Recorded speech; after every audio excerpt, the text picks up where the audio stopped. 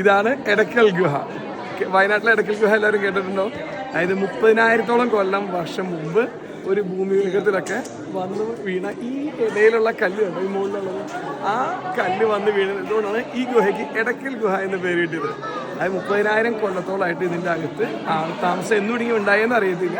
പക്ഷെ ആളുകൾ വരച്ച കുറേയധികം ചിത്രങ്ങൾ, അത് നമ്മുടെ ഡാവിഞ്ചിയുടെ പറഞ്ഞ ചിത്രമല്ല, വെറുതെ വരകളൊക്കെയാണ്. അതിൻ്റെ മുകളിൽ കൂടെ അടുത്ത ടീമുകൾ ഓരോ കൊല്ലം പുതിയ ആൾക്കാർ വരുന്നു, ഓരോ തലമുറ കഴിയുമ്പോൾ പുതിയ ആൾക്കാർ വരുന്നു. അങ്ങനെ വരച്ച ചിത്രങ്ങളാൽ ഫേമസ് ആണ് എടക്കൽ ഗുഹ. പല കാലഘട്ടങ്ങളായിട്ട് ആളുകൾ ഇവിടെ താമസിച്ചിരുന്നപ്പോൾ അവരുടെ ആശയങ്ങളാണ് ഇവിടെ കൊത്തിവെച്ചിട്ടുള്ളത്. കല്ലുകൊണ്ട് കല്ലുമ്പോൾ തന്നെ കൊത്തിവെച്ചിട്ടുള്ളത്. അതിൽ ഏറ്റവും മനോഹരമായിട്ടൊരു ചിത്രമാണ് ഈ കാണുന്ന ഇത്. ഇവിടുത്തെ ഏറ്റവും നല്ല ചിത്രങ്ങളിലോ ഒന്നാണത്. അതേപോലെ ഇങ്ങനെ പോയിട്ടുണ്ട് അവിടെ വരെ. അല്ലെങ്കിൽ അതിൻ്റെ ഏറ്റവും ഒറ്റയ്ക്ക് പോയി എന്നുള്ളത് എനിക്ക് ശരിക്കും അറിയില്ല, അത്ര ഹൈറ്റിലെങ്ങനെ വന്നത്. ഇതാണ് അതിൻ്റെ എൻട്രൻസ്. ആയിക്കോട്ടെ ഒരു എൻട്രൻസ് ഉള്ളതാണ്. അതേപോലെ ഇവിടെ